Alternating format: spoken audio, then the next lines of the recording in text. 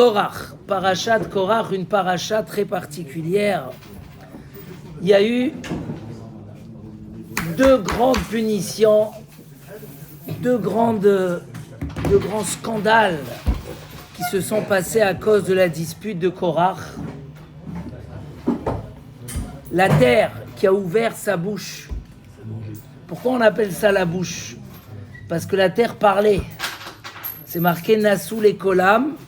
Ils se sont sauvés à la voix de la terre. La terre, elle s'est mise à parler. Elle a englouti et avalé toute la famille de Korach. Même les petits-enfants, il y a eu... Mais il ne faut pas oublier ce que Korach il a fait. Toute la nuit, il est allé et il a incité les Bnei Israël contre Moshe Rabbeinu et Aaron à Kohen, contre le chemin que Moshe Rabbeinu a donné au clan Israël. Et ils ont fait de la letzanout. C'est quoi de la letzanout? De la méprise. C'est très facile d'attirer quelqu'un quand on se moque. Quand tu moques et tu fais de la plaisanterie, les gens, ça y est, ils adhèrent. Comment il a dit quelqu'un hier? Si une personne se fait agresser dans la rue, faut pas crier au secours. Les gens qui arrivent autour, faut leur dire comment tu t'appelles? Ah, Jean-Paul, tu peux m'aider? Parce que dès que tu as commencé, tu as fait un contact avec lui, automatiquement après il voudra t'aider. Mais s'il te connaît pas, etc., il va rester un étranger. Korach, il est passé toute la nuit, il a fait de la letzanout, il a réussi à tirer 250 rachés Sanhedrin. C'est pas des chefs de la Sanhedrin contre Moshe Rabbeinu et Datan et Aviram qui ont chauffé encore le feu parce que c'était les anti-Moshe Rabbeinu. Et donc il a fait comme ça une letzanout, il a commencé à tel point que s'il continuait, il aurait pu influencer tout le monde. Et la paracha porte son nom, à celui-là. Et il a fait tout un scénario. Il prenait un mouton, il disait voilà, il faut donner la laine au Cohen, après il faut donner la joue et la cuisse au Cohen, et ça, qu'est-ce qu'il vous reste? Il vous reste plus rien et tout. Et il leur a montré, il les a rendus malheureux. Aïe, aïe, aïe, c'était terrible. Mon cher Rabbeinu, il a dit comme ça. Si j'ai inventé tout ce que j'ai dit, parce que Korach, il commençait à dire que Moshe, il a inventé. Il veut prendre la royauté pour soi, la Keuna pour son frère, et machin. Vous savez, il a pris tous les arguments qui chauffent. Il prend tout pour lui, il te prend de toi, etc., etc. Malheureusement, il ne faut pas croire que c'est des choses qui sont terminées. Aujourd'hui aussi, ça existe quand les gens y réussissent. Même dans les communautés, quand il y a de la réussite, des choses comme ça, il y a toujours un Korach qui va faire comme ça de la letzanout, qui va essayer, et on croit que ça fait rien, ça influence énormément. Mon cher Rabbeinu, il a dit, si j'ai inventé quelque chose, eh ben, ils vont mourir normalement, après 120 ans. Mais si je parle du nom d'Hachem, alors Kadosh Baruch Hu va créer quelque chose de nouveau pour les exterminer. C'est la bouche de la terre, c'est dans les 10 choses qui ont été créées Ben Hashmashot. C'est quoi Ben Hashmashot?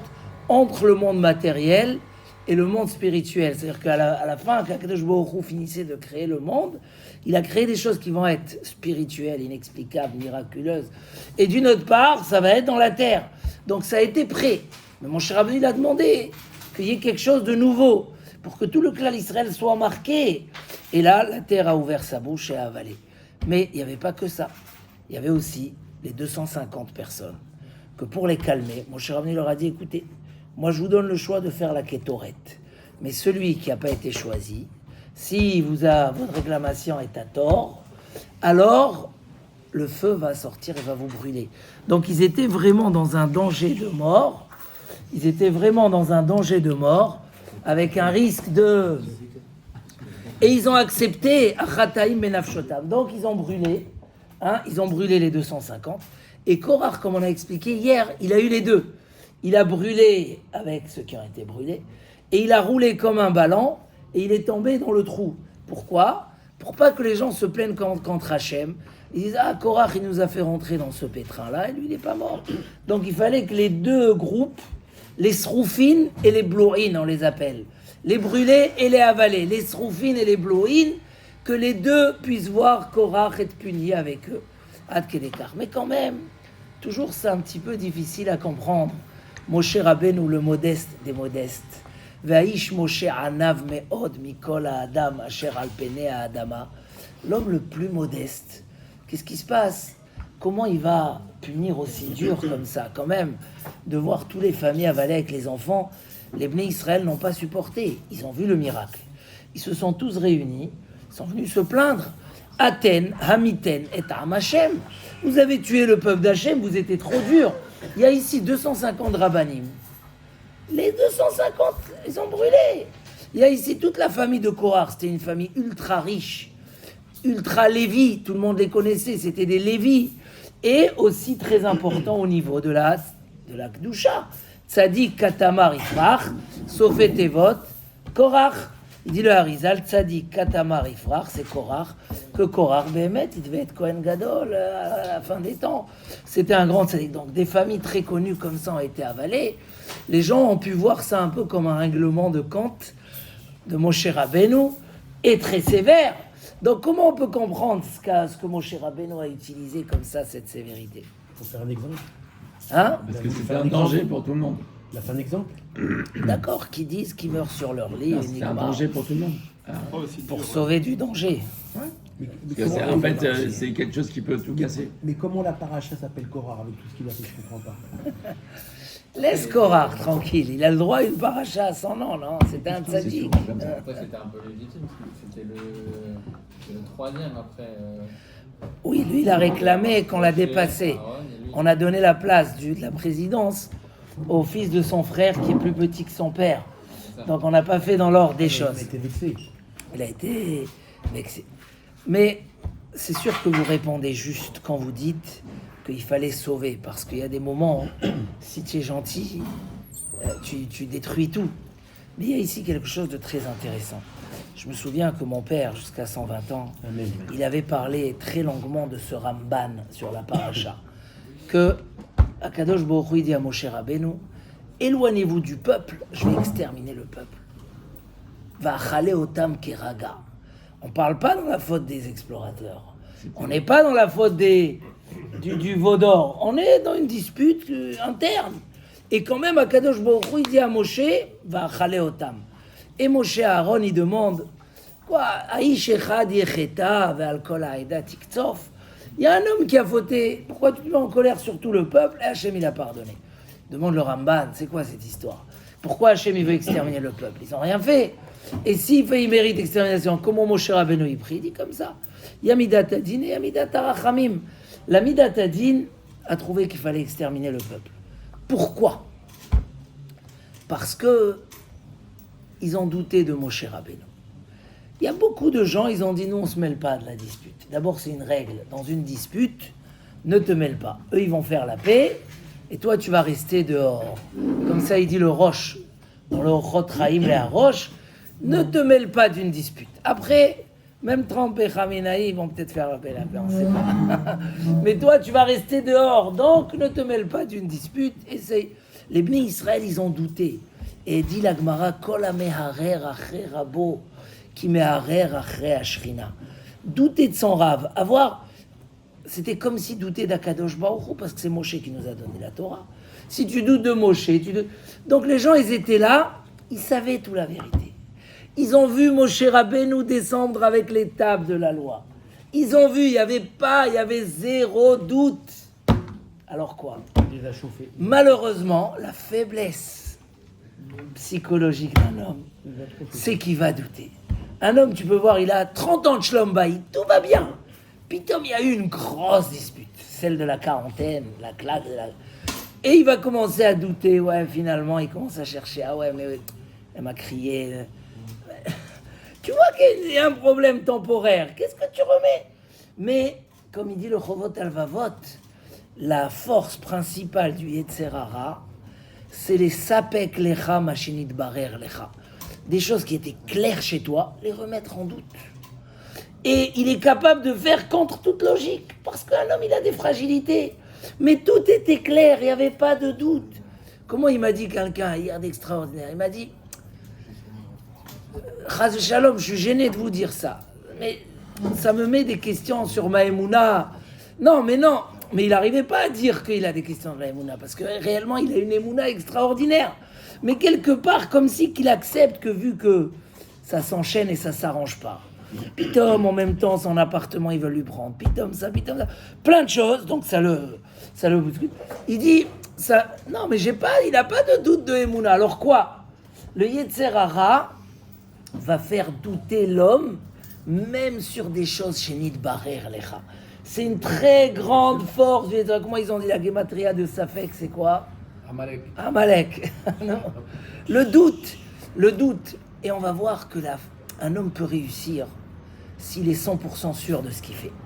C'est très important. Nous, on croit que c'est pas grave. 20% de doute, c'est pas grave. Mamache, moi, je connais des gens. Ils étaient attachés au Rav, ou à un Rav, ou à n'importe qui. Et à un moment, la femme, elle a dit, oui, mais le Rav, il t'a pas assez respecté. Et la personne, elle dit, non, j'adore le Rav. Mais quand même, tu le vois moins. Il est moins présent. Il commence... tu vois, Makara, qu'est-ce qui s'est passé? Un homme a une fragilité. Alors c'est normal qu'on reçoit des petites claques. L'autre, Pitom, il dit, écoute, il faut rendre ton appartement. Là, le propriétaire, il est mort. Tu dois... Pitom, qu'est-ce que ce Nisayon là? Et bidou que sa femme doit accoucher. Alors, c'est vrai que des claques, ou des fois un homme, il peut se fâcher. Le Rav, il a dit un truc, ou un tel, il a dit la shonara, ou des fois, ça peut être même dans le shalom bayit. Puis il dit, ça y est, ma femme, elle profite trop exigeante. Tu savais, tu connais qu'est-ce que tu veux, etc. Et le doute, on a vu dans les dernières parachiotes, combien le doute est dangereux. Première paracha, dans le côté négatif, la paracha de la semaine dernière, ils ont demandé d'aller voir la terre. Ils ont perdu la terre. Ils sont allés voir la terre, ils ont perdu la terre. C'était quoi la faute des Meraglim? C'est quoi? Le Ramban, il dit alors, d'aller voir explorer, c'est normal. Juste après, même avant de rentrer en Israël, ils ont réenvoyé des explorateurs. C'est quoi le problème? Pourquoi vous posez des questions quand tout est clair? Vous avez les nuées de gloire, vous avez Hachem avec vous, dans ces conditions-là, c'est pas normal. Quand il est dans 100% de clarté, le médecin, il dit, bah, oh Hachem, IRM, machin, tout va bien. Non, mais j'ai une douleur qui est pas normale, alors je suis pas tranquille. Mais je t'ai dit, on a vu, tout est clair. Matarotse, pourquoi tu as peur? Ah, tu as envie d'avoir peur. Tu as envie de... Tu as un problème psychologique, va voir un psychologue. C'est pas, tu es en bonne santé, Matarotse. Vous avez vu que vous étiez entouré de tout, que tout est là. Tu vois la main d'Hachem, etc. Qu'est-ce que tu doutes? Moi, je dis comme ça, on a passé l'histoire de l'Iran. Un truc de fou. Qui allait oser aller attaquer l'Iran? N'oubliez pas le processus. Qui allait oser? Ça parle des années, mais tout le monde en peur. Il y a là-bas des missiles, 1,5 tonne d'explosifs, des trucs intelligents qui fuient les radars. Ils ont préparé. Vous avez vu des fois les démonstrations, des camions entiers, un grand missile qui fait la taille de 2 camions. Nous, personne n'osait. Baruch Hashem, paf, ils ont osé. Ça fait des années qu'ils en parlent. Ils ont osé. Tout le monde en dit, ouais, ça y est, la guerre mondiale. Gog ou Magog, hier j'ai entendu un rave qui... toutes sortes de trucs. Ah, mais est-ce qu'on s'est trompé, on s'est pas trompé pour ça? On préfère ne pas prophétiser. Comme ça, on n'a pas besoin de se rattraper après. Mais se rattacher. Il vaut mieux pas. Comme les rabbanim, les rachis shivot, ils cherchent pas à prophétiser. On fait tchouva, on est mitrazek, on fait ce qu'il dit le Rambam. Dès que le Ham Israël est en danger, on fait tchouva, vezé ou nigmar asipour. Donc, on a passé ça. Mais après, ça allait mal. Un missile qui efface 5 bâtiments en Israël, 5 morts, des trucs terribles. Donc, on ne savait pas où ça va. Et ils ont dit annoncé, ça va durer 2 ans la guerre. On va pas... Bien sûr, après une honte pareille, comment ils peuvent... Et nous, on voit les miracles, des miracles énormes, mais on voit aussi des épreuves. Qu'est-ce qu'on fait? Si je vous aurais dit dans le cours la semaine dernière, vous allez voir, la guerre va s'arrêter en 1 seconde. Ni vengeance, ni histoire. Du jour au lendemain, la guerre s'est arrêtée. Vous m'aurez dit, tiens, un problème. C'est vrai, qui aurait dit ça? Encore ceux qui devaient voyager, j'en avais à la maison des gens comme ça qui étaient bloqués, qui, au moins minimum encore 1 mois et demi. C'était écrit dans minimum encore 1 mois et demi. Qui aurait cru ce qu'on dit toujours, Yeshuat Hashem, Keheref Aïn. La Yeshuat Hashem, elle est Keheref Aïn. Si on prend les éléments, impossible. Mais on te dit, Yeshuat Hashem, Keheref Aïn. Et voilà, on a vécu cette semaine, on a vu les miracles, avec les doutes à l'intérieur et les peurs et tout ça. Et au final, on a vu que finalement, il n'y a rien à avoir peur. Akadosh Baruch Hu, il envoie la Yeshuat Hashem, Keheref Aïn. Donc, il faut enlever le doute. Les drapeaux, si vous vous rappelez, on avait parlé des drapeaux juste la semaine d'avant. C'était quoi les drapeaux? Et on avait amené cette année une nouvelle explication, celle du Rav Yerucham. Le drapeau, c'est dire je suis fier de ce que je suis fier de ce que j'ai, je ne lâcherai pas ce que j'ai. Un drapeau, ça veut dire c'est ma puissance, c'est ma fierté, c'est moi. Un homme qui reçoit la Torah et qu'avec ça, il rajoute la fierté, il a donné à sa Torah une dimension incroyable. Donnez cette fierté à nous, aux enfants. Des fois, malasot, voilà hier, un exemple, je dis à quelqu'un, tu es shomer Shabbat, bah, oh Hashem, bien sûr, je suis content. Ta femme, elle est shomer Shabbat, badaï. Et tes enfants, pas tellement. Ils touchent au téléphone, etc. Je comprends pas. Si tu n'étais pas shomer Shabbat, je peux pas te parler comme ça, on va aller doucement. Mais toi et ta femme, vous êtes shomer Shabbat. Pourquoi vous ne demandez pas aux enfants de vous suivre?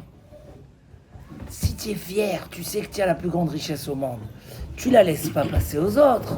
Hein, vous savez, comme ça, il y a des familles qui ont des fiertés familiales. Hein, et si tu touches à cette fierté familiale, wow, ils vont te... Pas rien que la quarantaine.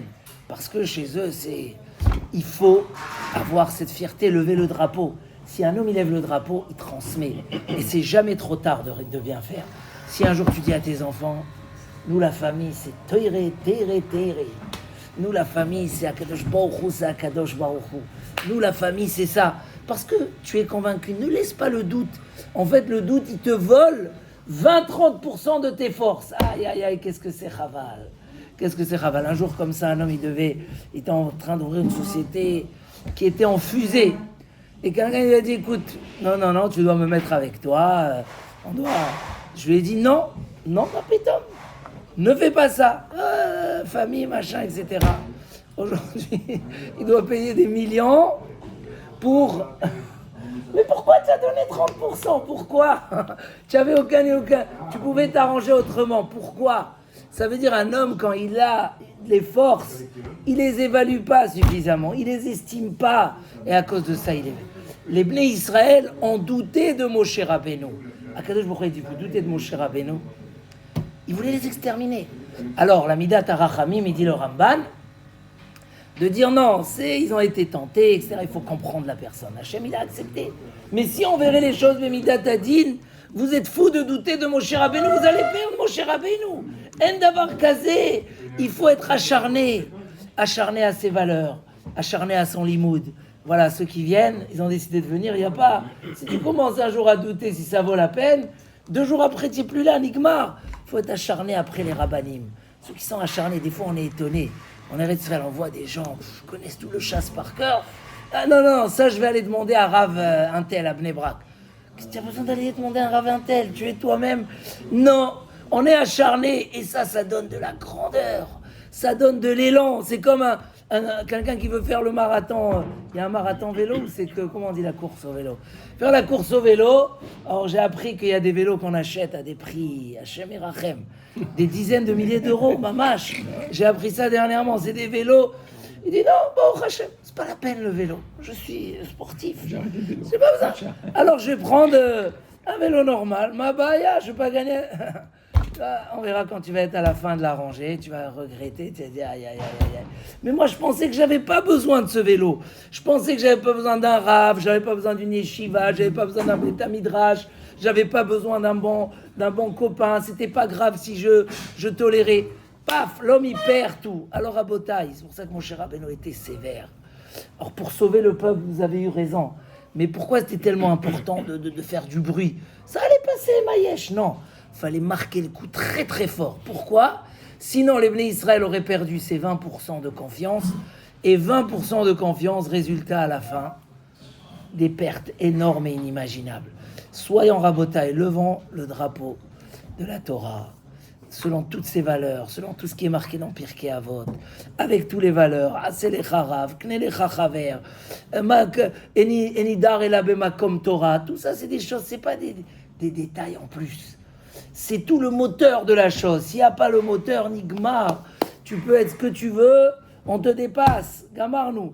En Bezrat Hashem, toujours se sauver de la marloquette, des disputes, du lachon hara. Comment il dit David Ameller? Regardez, Rabbi Lazare, le fils de Rabbi Shimon Bar Yochai, il restait vivant dans son grenier des années après sa mort. Il répondait aux questions. Et quand même, elle a vu un verre qui sort de son oreille. Pourquoi? Il dit, ne t'inquiète pas. Je ne vais pas pourrir, ne t'inquiète pas. Parce qu'un jour, j'ai entendu la méprise d'un Talmid Chacham et j'ai pas réagi suffisamment. Donc, Mina Shamayim, il m'a envoyé cette kapara. Un tzaddik comme ça, il n'y a pas. Il faut être fier de ses valeurs, de sa vérité, de notre vérité. Et si quelqu'un veut nous la branler tout de suite, il faut être très ferme. Et il faut défendre les valeurs de la vérité et jamais rentrer dans le doute. Et comme ça, on arrivera à la plus grande des réussites, Be'ezrat Hashem. Chodesh Tov, beaucoup d'Atzlacha et beaucoup d'Yeshuot pour le clan Israël en entier. Et nous tous, c'est comme on a prié ce matin. Sheta'alenu besimcha le'artzenu. Voilà, Be'ezrat Hashem, qu'Hashem nous envoie toutes les Yeshuot. Tu m'as pas dit